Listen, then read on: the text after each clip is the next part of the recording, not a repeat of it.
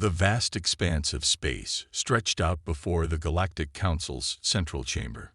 Beings from 1,000 worlds sat in tiered seats, their forms as varied as the stars themselves. Some had tentacles, others had wings, and a few were barely more than clouds of gas.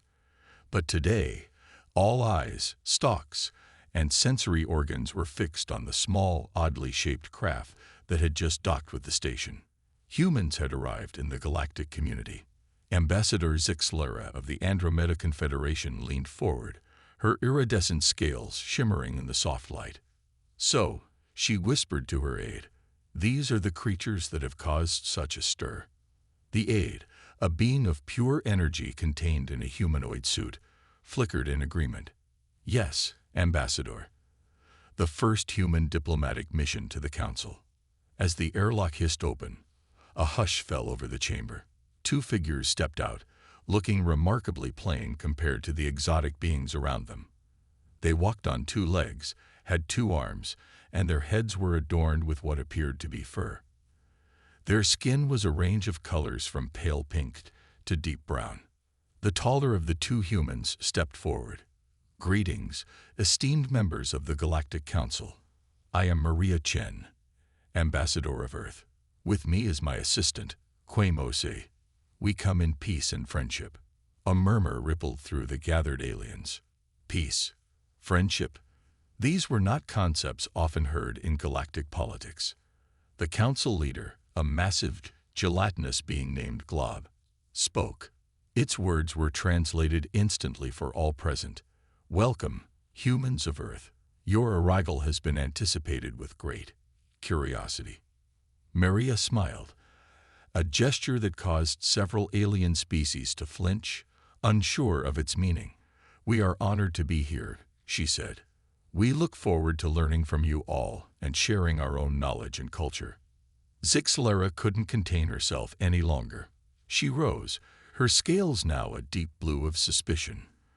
"Forgive me, Earth Ambassador, but we have been observing your planet for some time. Your history is puzzling to us." Maria tilted her head, intrigued. "How so, Ambassador?" "Zixlera," the Andromedan supplied, "of the Andromeda Confederation. You see, human, we have watched as your civilization has grown. We've seen your technological advancements, your cultural evolution.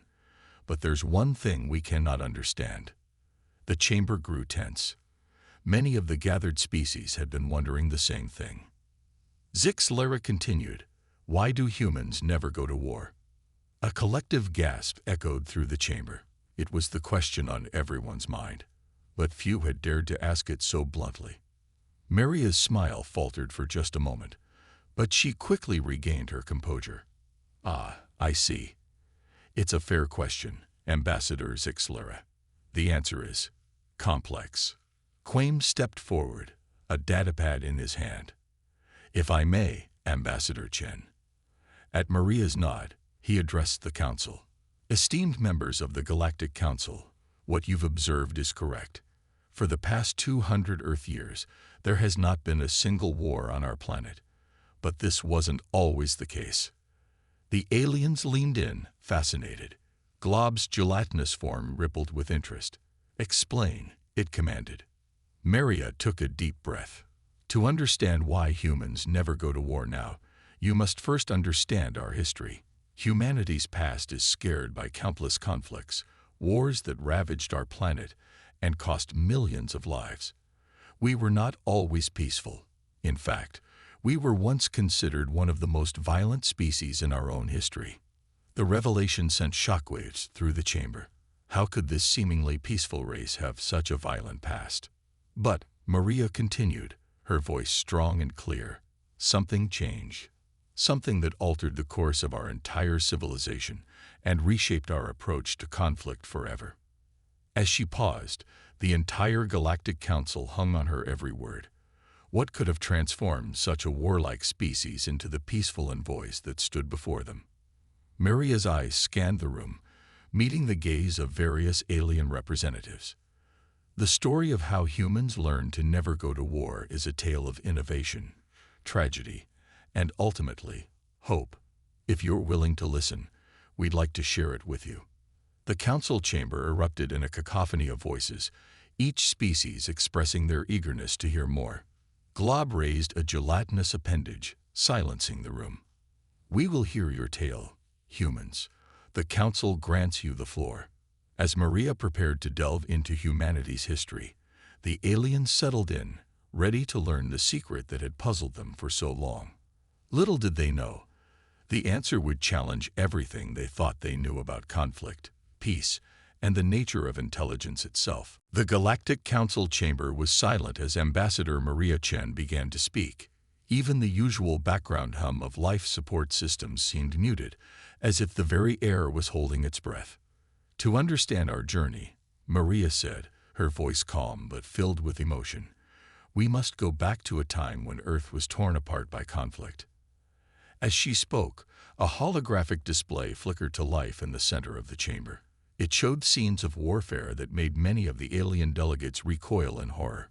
Explosions, soldiers in combat, cities reduced to rubble.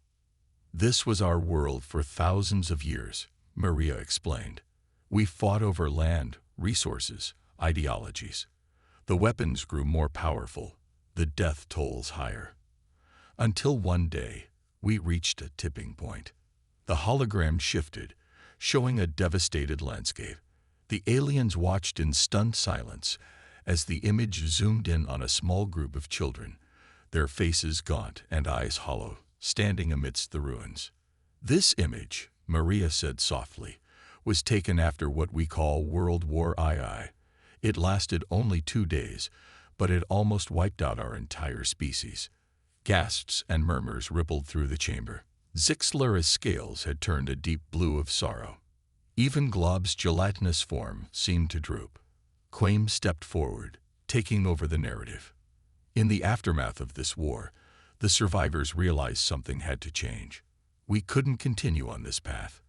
But how do you change something as deeply ingrained as conflict?" The hologram changed again, showing scientists working in a lab. "This is where our story takes an unexpected turn," Quaim continued. "A team of our best minds came together with a radical idea. If we couldn't change our nature, perhaps we could change how we expressed it." Maria nodded, picking up the thread. "They developed what we call the Conflict Resolution Simulator, or CRS. It was a breakthrough in virtual reality technology, far beyond anything we had before. A hologram now showed people wearing sleek headsets, their bodies responding to unseen stimuli. The CRS didn't just show images," Maria explained. "It allowed people to experience conflict in all its forms, from personal disagreements to full-scale wars, without any real-world consequences. Users could feel the emotions, make decisions, and see the outcomes of their choices." Glob's translator crackled to life. "Are you saying you moved your wars into a virtual space?" Maria shook her head. "Not exactly. The CRS wasn't about fighting wars virtually. It was about understanding conflict on a deep, experiential level." Quaim elaborated. "When someone used the CRS, they didn't just see one side of a conflict. They experienced all sides. They felt the fear of a soldier, the grief of a parent losing a child, the desperation of a refugee. They saw how small decisions could escalate into major conflicts, and how peace could be achieved through understanding and compromise." The alien delegates leaned in, fascinated. This was unlike anything they had encountered before.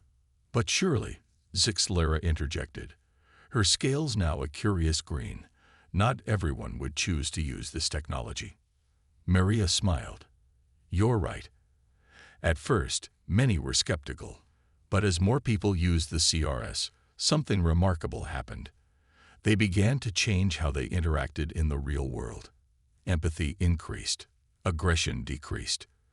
People became better at seeing conflicts from multiple perspectives. A hologram showed crowds of humans, their faces transformed with understanding and compassion. Over time, Quaim said, using the CRS became a normal part of our education and conflict resolution processes. Children used simplified versions to learn empathy and problem solving. Adults used it to work through disagreements. Leaders used it to understand the complex consequences of their decisions. Maria's voice grew solemn. It wasn't an instant fix. It took generations. But gradually, we saw a shift in our society. The last war on Earth ended 200 years ago. Since then, we've redirected our energy towards exploration, scientific advancement, and now, joining the galactic community. The chamber was silent as the aliens processed this information. It was a solution so simple yet so profound that many struggled to grasp its full implications. Finally, Glob spoke. "This is unexpected. You've given us much to consider, humans. But tell us, what happened next?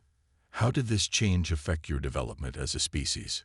Maria and Quaim exchanged glances. The real story was just beginning. The Galactic Council chamber buzzed with excitement. The revelation of the conflict resolution simulator had sparked intense curiosity among the alien delegates. Ambassador Maria Chen and her assistant Quaim Osei exchanged a glance, knowing that the most challenging part of their tale was yet to come. Glob, the gelatinous council leader, rippled with anticipation. "Please, continue your story. How did this CRS change your species development?" Maria nodded, her expression serious. The effects were far-reaching and in some ways unexpected. As our society became more peaceful, we found ourselves with an abundance of resources that were previously dedicated to defense and warfare. The holographic display shifted, showing gleaming cities, advanced laboratories, and sleek spacecraft. With war no longer draining our resources, Quaim explained, we were able to focus on solving other problems. Climate change, disease, hunger, issues that had plagued us for centuries were tackled with renewed vigor. Zixlera, the Andromedan ambassador, leaned forward, her scales shimmering with interest. "But surely not all conflict ceased immediately. How did you handle disagreements between nations?" Maria smiled. "An excellent question, Ambassador. You're right, international tensions didn't disappear overnight. But the CRS proved invaluable in diplomacy." The hologram now showed a group of diverse humans seated around a table, all wearing CRS headsets. World leaders and diplomats used advanced versions of the CRS to simulate different approaches to global issues.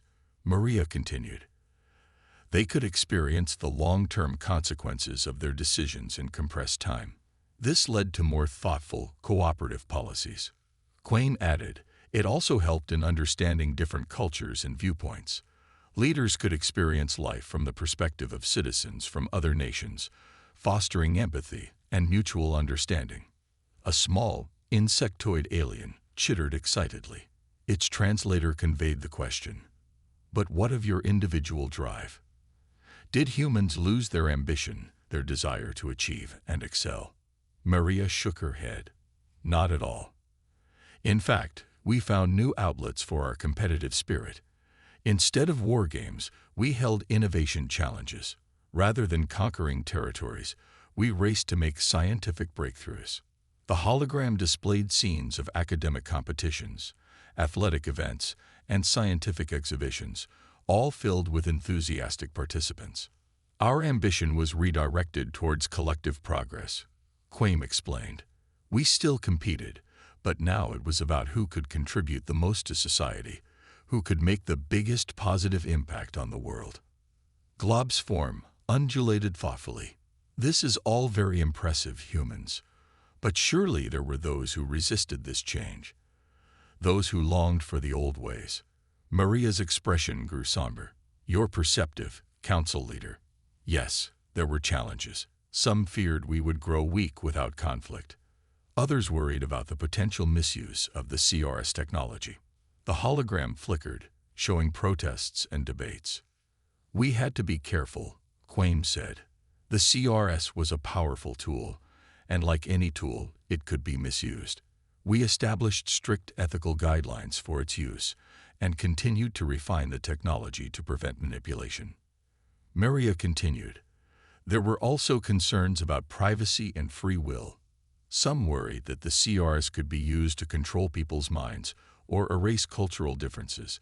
We had to strike a delicate balance between using the technology for good and preserving individual liberty. The alien delegates murmured among themselves, clearly grappling with the implications of this technology. Over time, Maria said, her voice filled with pride, we found that balance. The CRS became a tool for personal growth, conflict resolution, and societal progress. It didn't erase our differences or our individuality. It helped us appreciate them.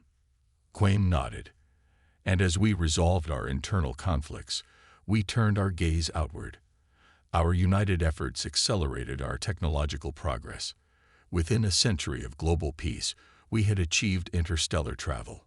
The hologram showed the first human ships venturing into deep space, a moment that made many of the alien delegates shift in recognition. Zixlera's scales had turned a deep purple of amazement. So when you arrived in the galactic community, we came as a unified species, Maria finished. A species that had learned to channel its energy into exploration and discovery rather than conflict. We hoped to share what we had learned with the galaxy. The chamber fell silent as the implications sank in. The humans had not just changed themselves, they had brought a revolutionary idea to the stars. Glob's gelatinous form quivered with what seemed to be excitement. Humans, your story is remarkable, but it raises new questions. How did your peaceful approach fare in a galaxy that still knows conflict? And would you be willing to share this CRS technology with other species? Maria and Quaim exchanged a meaningful look. The real test of humanity's new philosophy was about to begin.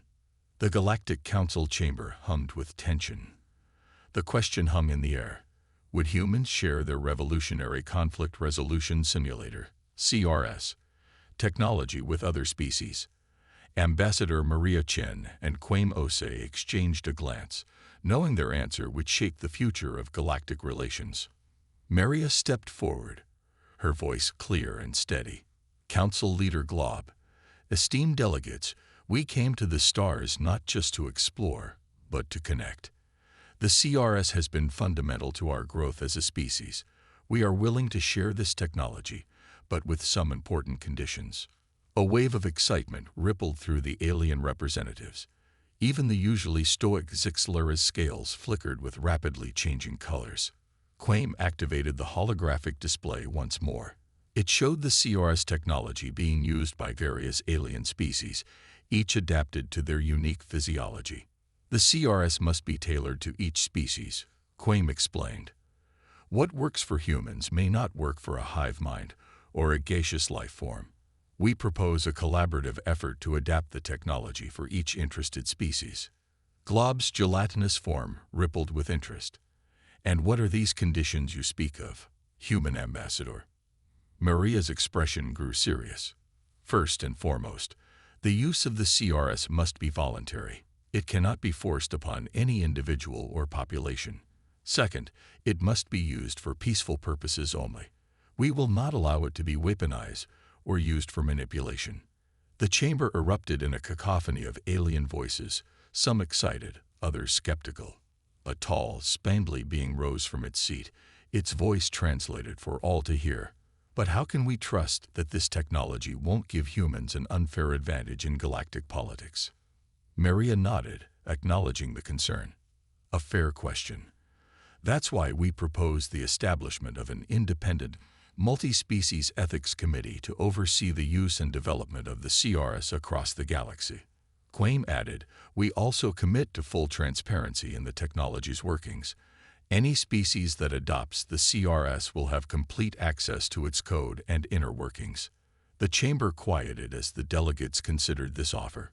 It was unprecedented in galactic history for a species to so freely offer such a powerful technology. Zixlera spoke up, her scales now a deep blue of contemplation. You speak of using this technology for peaceful purposes, yet our galaxy is not at peace. There are ongoing conflicts, territorial disputes. How do you propose to navigate this reality with your pacifist approach? Maria and Quaim exchanged a knowing look. This was the challenge they had been preparing for since leaving Earth. We understand that not everyone in the galaxy shares our views on conflict resolution, Maria began. We don't expect to change the entire galaxy overnight, but we believe we can make a difference, one interaction at a time.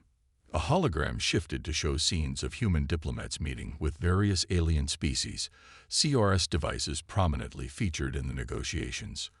Quaim explained, "In the short time we've been part of the galactic community, we've already used the CRS to help mediate several disputes. By allowing parties to fully experience each other's perspectives, we've been able to find common ground where none seemed to exist before." An amorphous cloud being pulsed with light, its translated voice filling the chamber. "But what of species who refuse to use your technology? Who insist on solving disputes through traditional means, through war?" The question brought a hush over the assembly. All eyes turned to the human representatives. Maria's voice was calm but firm. "We respect the sovereignty of all species. We cannot and will not force our methods on others. However, we also won't participate in or support violent conflict." She paused, letting her words sink in. "Instead, we offer ourselves as neutral mediators. We'll use the CRS to help warring parties understand the full consequences of their actions and explore peaceful alternatives. But the choice to pursue peace must be their own." Quaim stepped forward. "We believe that over time, as more species experience the benefits of conflict resolution through understanding, the appeal of war will diminish. It won't happen overnight, but we're committed to this path for the long term." The chamber was silent as the galactic delegates processed this information. The humans were offering a radically different approach to galactic politics and conflict resolution.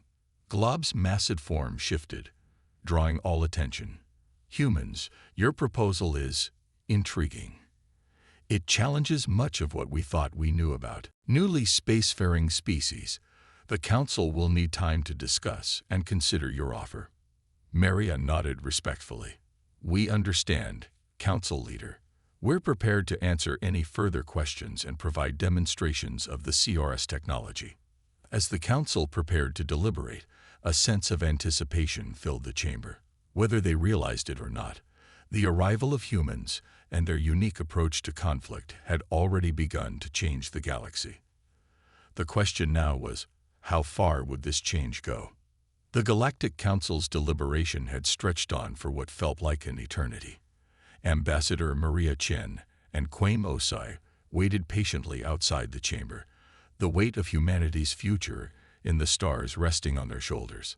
Finally, after 3 galactic standard days, they were summoned back into the Grand Chamber.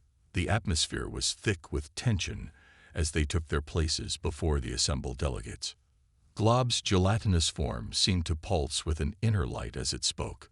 "Humans of Earth, we have reached a decision regarding your proposal to share the conflict resolution simulator technology." Maria and Quaim stood tall, ready to face whatever verdict the Council had reached. "The Council has decided," Glob continued, "to accept your offer with certain provisions." A collective exhale seemed to ripple through the chamber.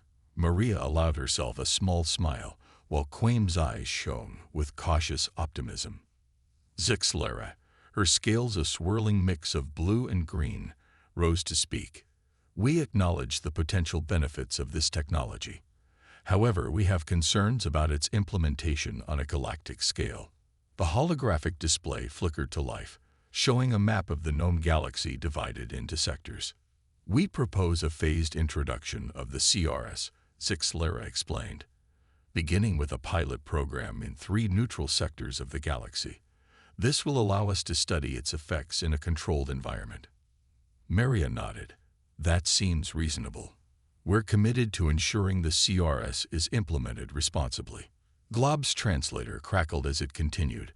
"Furthermore, we require that the adaptation of the CRS for each species be overseen by a joint team of human experts and representatives from the species in question." "Agreed," Quaim said. "Collaboration is key to ensuring the technology is properly tailored to each unique biology and culture." A small, avian-like creature fluttered its wings as it spoke next. "There is also the matter of defense. While we respect your pacifist stance, many species rely on the threat of war as a deterrent. How do you propose to maintain galactic stability without this? Maria took a deep breath before responding. This was a crucial point. We believe that true stability comes not from the threat of violence, but from mutual understanding and cooperation. The CRS can help species explore nonviolent methods of problem-solving and conflict resolution.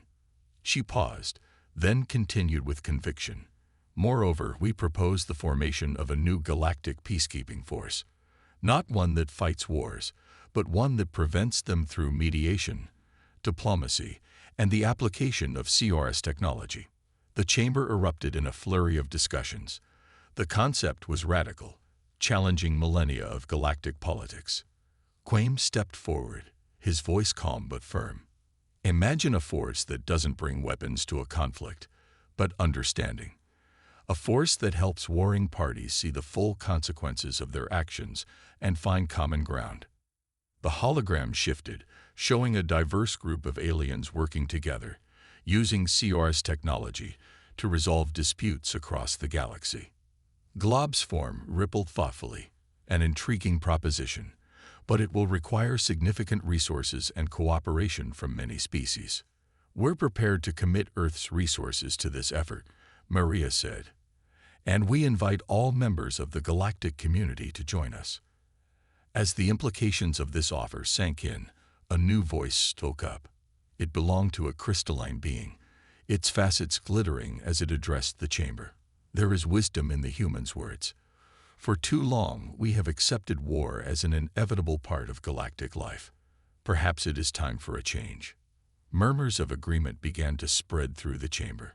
Species that had been enemies for generations looked at each other with new eyes, wondering what might be possible in this brave new future. Glob's massive form seemed to expand as it made its pronouncement. Very well. The Galactic Council hereby accepts the human proposal with the agreed-upon conditions. We will begin the phased introduction of the conflict resolution simulator and the formation of the new peacekeeping force immediately. The chamber erupted in a cacophony of sounds, cheers, trills, and other alien expressions of approval. Maria and Quain shared a look of relief and excitement. They had done it. Humanity's gift to the galaxy had been accepted. As the noise died down, Zixlara approached the human representatives, her scales now a serene blue. You have given us much to think about, humans. Your species may be young, but you have brought ancient wisdom to the stars. Maria smiled. Thank you, Ambassador. But this is just the beginning. The real work starts now. As the council session concluded, there was a palpable sense of hope in the air. The galaxy stood on the brink of a new era, one where understanding might finally triumph over conflict. The humans had shown the way. Now, it was up to all species to walk the path together. 5 years had passed since the Galactic Council accepted humanity's proposal to share the Conflict Resolution Simulator, CRS, technology. The galaxy was changing, slowly but surely. Ambassador Maria Chen stood at the viewport of the newly constructed peace station, watching ships from 100 different worlds dock and depart. Quaim approached, datapad in hand. The latest reports are in, he said, his voice a mix of excitement and concern. It's interesting. Maria turned, raising an eyebrow. Interesting good or interesting bad? Both, Quaim replied, activating a holographic display. The image showed a map of the galaxy, with the 3 test sectors highlighted. In 2 of them, green indicators showed significant decreases in conflict and increased cooperation. But in the 3rd, a red glow indicated trouble. Sectors 7 and 12 are exceeding expectations, Quaim explained. Interspecies trade is up 300%, and there hasn't been a single armed conflict since the CRS was introduced. Maria nodded, a small smile on her face. And Sector 9. Quaim's expression grew serious. That's where it gets complicated. The Vorax Empire is refusing to use the CRS. They're calling it mind control and a human plot to weaken the strong. The hologram zoomed in on Sector 9, showing a cluster of worlds surrounded by a formidable fleet of warships. They're not just refusing to participate, Quain continued. They're actively interfering with our peacekeeping efforts. 3 days ago, they shot down one of our mediation ships. Maria's eyes widened in shock. Casualties? None, thankfully. The crew managed to evacuate. But it's a clear escalation. Just then, a chime sounded, indicating an incoming transmission. A holographic image of Zixlara appeared, her scales a turbulent mix of red and orange. Ambassador Chen, the Andromedan said, her voice tense. I assume you've heard about the Vorax situation. Maria nodded grimly. We were just discussing it. What's the Council's stance? Zixlara's form shimmered with agitation. There's pressure to respond with force. Many species see this as a test of the new order. If we don't act decisively, they fear the whole project could unravel. The implications hung heavy in the air. This was precisely the kind of situation that would have led to war in the past. Maria took a deep breath, her mind racing. We need to show that our way works, even in the face of aggression. But how do we do that without compromising our principles? Quaim's eyes lit up. What if we could use the CRS to show the Vorax the consequences of their actions without actually engaging in conflict? Zixlara's scales shifted to a curious blue. Explain. We could create a detailed simulation of the potential outcomes of this conflict, Quaim said, warming to his idea. Not just the immediate effects, but long-term consequences, economic impact, cultural shifts, the works. Then we broadcast it across the sector. Maria nodded slowly. Let everyone see what's at stake. Not just the Vorax, but their potential allies and enemies too. It's risky, Zixlara cautioned. The Vorax might see it as a form of psychological warfare. It's a risk we have to take, Maria said firmly. We can't abandon our principles at the first real test. This is our chance to show that understanding can be more powerful than weapons. Over the next few days, a team of humans and aliens worked tirelessly, using the CRS to create the most comprehensive conflict simulation ever attempted. They modeled every possible outcome, from a quick Vorax victory to a prolonged, devastating war. When it was ready, Maria stood before the Galactic Council once more. We're prepared to broadcast the simulation, but I propose we do more than that. I volunteer to lead a diplomatic mission into Vorax space. We'll offer to experience their perspective through the CRS, if they'll do the same for us. The council chamber erupted in shocked exclamations. It was unprecedented. It was dangerous. It was, potentially, the only way to avoid a war that could tear the galaxy apart. Glob's massive form pulsed with what seemed to be a mix of admiration and concern. You understand the risks, Ambassador Chen. The Vorax may simply destroy your ship on sight. Maria stood tall, her voice unwavering. I understand, but this is why humans never go to war. We always believe there's another way. We have to try. As the council deliberated, tension filled the chamber. The fate of the galaxy's new peace hung in the balance. Would the human way of resolving conflicts stand up to its greatest test yet? The answer would soon reshape the course of galactic history. The sleek diplomatic vessel Olive Branch glided through the star-studded darkness of Vorax space. On the bridge, Ambassador Maria Chen stood resolute, flanked by Quaim and a small team of human and alien diplomats. The tension was palpable as they approached the imposing Vorax homeworld.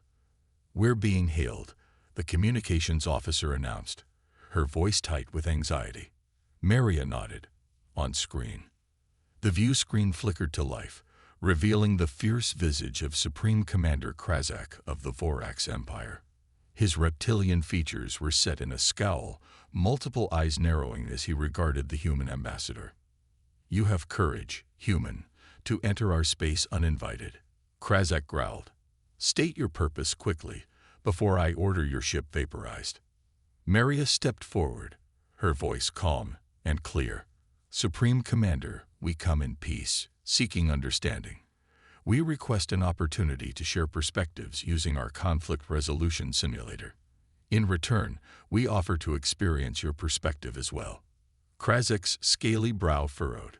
You dare to suggest we need your alien technology to understand conflict? The Vorax Empire has thrived on conflict for millennia. And yet, Maria countered gently, there might be possibilities you haven't considered. Paths to greatness that don't require bloodshed. All we ask is a chance to show you. For a long moment, silence reigned. The fate of galactic peace hung in the balance. Then, surprisingly, Krazek laughed. It was a harsh sound, but not entirely without humor. Very well, human. Your bravery has earned you a hearing. But be warned, if this is a trick, it will be the last one your species ever attempts. Hours later, in a secure chamber on the Vorax homeworld, Maria and Krazek sat across from each other, the CRS devices positioned between them. Representatives from both sides watched anxiously as the two leaders prepared to enter the simulation. Ready? Maria asked. Krazek nodded grimly. Let us see what your human magic can show us. As the simulation began, both leaders found their consciousness expanded, experiencing millennia of history in moments. Maria felt the weight of Vorax tradition, the pride of conquest, the fear of showing weakness. Krazek, in turn, experienced human empathy, the pain of war, and the liberating power of choosing peace. When they emerged, both were visibly shaken. Krazek's multiple eyes blinked rapidly, his voice unusually soft. I had no idea. The cost, the potential. Maria nodded, her own eyes glistening. And I understand now why your people value strength so highly. But perhaps we can redefine what strength means. Over the next few days, more Vorax leaders experienced the simulation. Heated debates erupted across the Empire as they grappled with new perspectives and possibilities.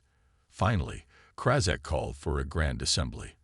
As Maria and her team watched, the Supreme Commander addressed his people. For generations, we have equated strength with conquest, Krazek began. But these humans have shown us a different kind of strength, the strength to understand, to grow, to forge a future without endless bloodshed. A murmur rippled through the crowd as Krazek continued. I propose that we, the Vorax, show the galaxy true strength, not by conquering worlds, but by conquering our own thirst for war. Let us join this galactic peace initiative and show that even the mightiest warriors can choose a path of wisdom. The assembly erupted in a mix of cheers and roars of debate. It wasn't unanimous, but it was a start. As news spread across the galaxy, other holdout species began to reconsider their stance. The success with the Vorax had proven that even the most warlike cultures could change. Months later, Maria stood once again before the Galactic Council. The chamber was packed, with representatives from hundreds of worlds in attendance.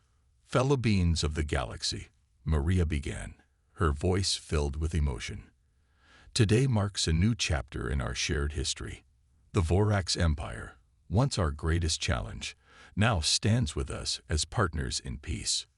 Cheers echoed through the chamber. Even Glob's gelatinous form seemed to glow with approval. This is why humans never go to war, Maria continued. Not because we're weak, but because we've learned that true strength lies in understanding, in choosing a better path, even when it seems impossible. As she spoke, the holographic display showed scenes from across the galaxy, former enemies working together, CRS technology being shared freely, new alliances being forged. We still have challenges ahead, Maria acknowledged.